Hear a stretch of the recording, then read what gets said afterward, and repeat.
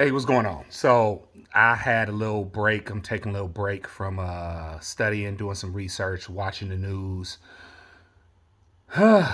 and it is amazing um, just how people are feeling right now. You, we right now in this country, you have people that are literally biting their nails, waiting for the results of elections because we just had midterm elections. They're waiting on these results. And the Democrats were supposed to get wiped out, right? And they're afraid of what would happen if the other side got control. Why are we afraid of what will happen if the other side gets control? Because we know that in spite of who we vote for, they don't represent us. They represent the money that backs their party. We know that. We know that they represent the money that backs their party because they only talk to us once every 2 years, 4 years, 6 years, right? When it's time for an election, that's when they want to come to town, shake my hand, kiss my baby. They want to do all of that stuff at that time, right? But they meet with lobbyists the entire time, which represents the money. They meet with lobbyists the entire time they're in office, right? So you have a country that is supposed to be the United States of America, which is why people just walk around and say America now. Why? Because it's not united. Because a lot of the rhetoric that comes out is completely divisive. And I'm talking from both sides. You are either blue or red. You're independent or you're conservative or you're liberal. You're either red or blue, right? They have to put you in a category because it's a lot easier to hit a target when you're throwing it at a lot of people. You know, if you throw an apple at a crowd of people, you go hit somebody. But if you throw it at an individual, you might miss. So you have this same rhetoric, this same divisive rhetoric, which, mind you, is a capitalist mindset because nobody that thinks capitalism thinks including people. The lotto was up to $2 billion. $2 billion. Everybody that went out and bought a ticket. Did you think I hope 100 million Americans all hit the lottery so we could all split it evenly? Or did you think I hope I get this all and sorry for all those people who spent their money, they're going to have to lose? That's an ideology of capitalism. Somebody has to lose for you to win. For me to get rich, somebody has to get poor. For my business to grow, somebody's business has to fail. That's the way it works. It's sad. And they say, no, free market, free market. That's the way it works. So because you have this individualistic, divisive mindset, now you have people on either side that are not voting. They're not even voting for candidates, to be honest. They're not even voting for parties. What they're voting for and what you're having is you're having a battle of conservative values versus progressive ideologies. That's what you're having. And you have some people on one side that would like for things to stay the same no matter who it hurts. And then you have people on the other side that would like for things to change no matter who it hurts. And because of that, you're going to have an adversarial confrontation. Like we're sitting here worried about who's in control. You're telling me out of all that voting we did, out of the what?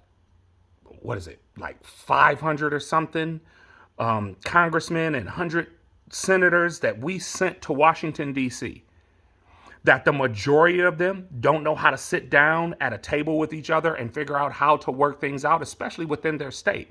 If I'm representing you and I'm a Democrat and someone else is a Republican and we're both from the same state, we can't sit down and figure things out. We have to hate each other because we're from different factions. No, the thing is we represent different systems, which is conservative values versus progressive ideologies. And when you think about it, one is about the foundation and the other is about how the house is going to be built. They actually can coexist together. But we have the news who has become partisan now. So now each news channel picks a side and reports basically on that side. When really, all they're supposed to do is just give us the facts and get out the way. I hear more opinions on the news than I do from my friends. You're supposed to be impartial. You're supposed to say, these are the facts, make a decision. No, what they say is, these are my opinions, agree with me or not. Right?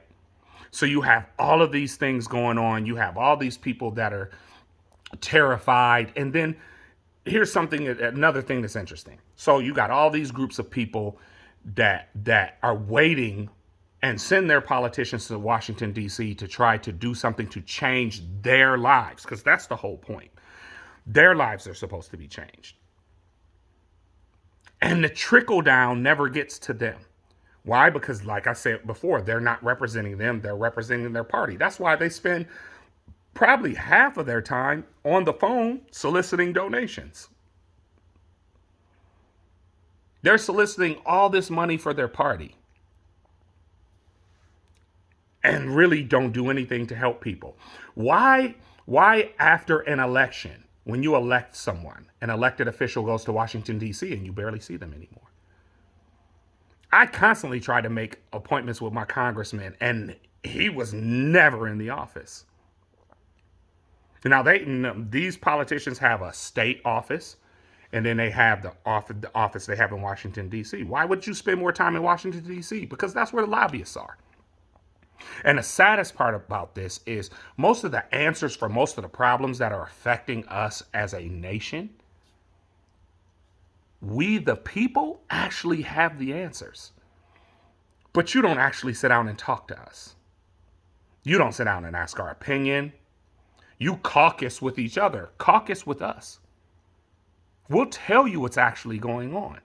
Because just because you went to Washington, D.C. doesn't mean you have all the answers. It doesn't mean you're the smartest guy in the room or the smartest woman in the room.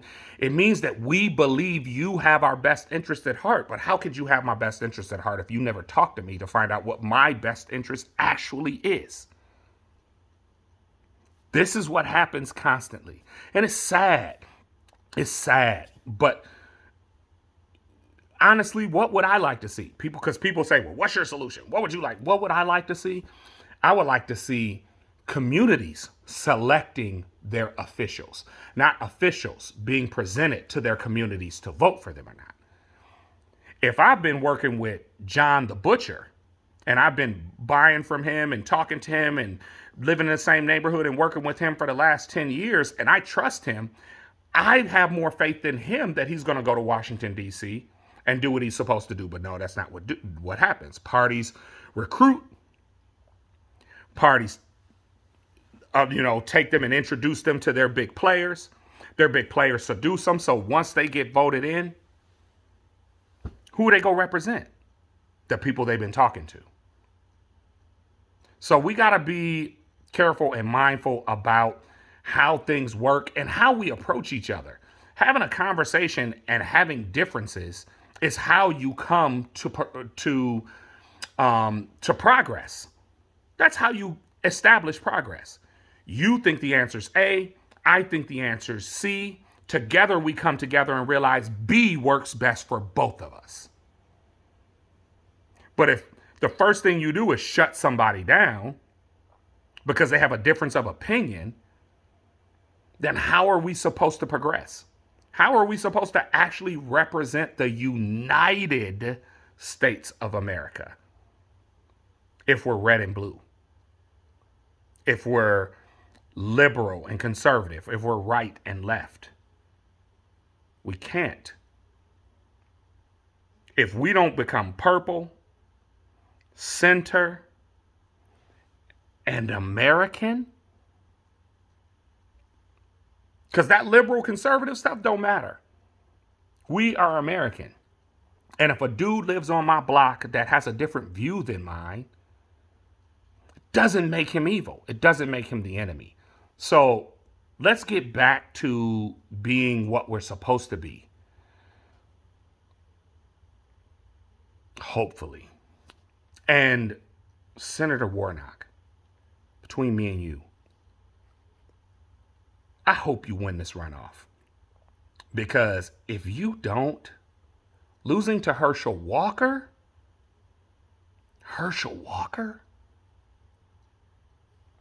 come on, man. It's hard to come back from that. You can't convince me there's a job in Washington, D.C. you can do if you can't beat Herschel Walker. So, all right, I'm done venting. Actually, no, I'm not. But I'm out anyway.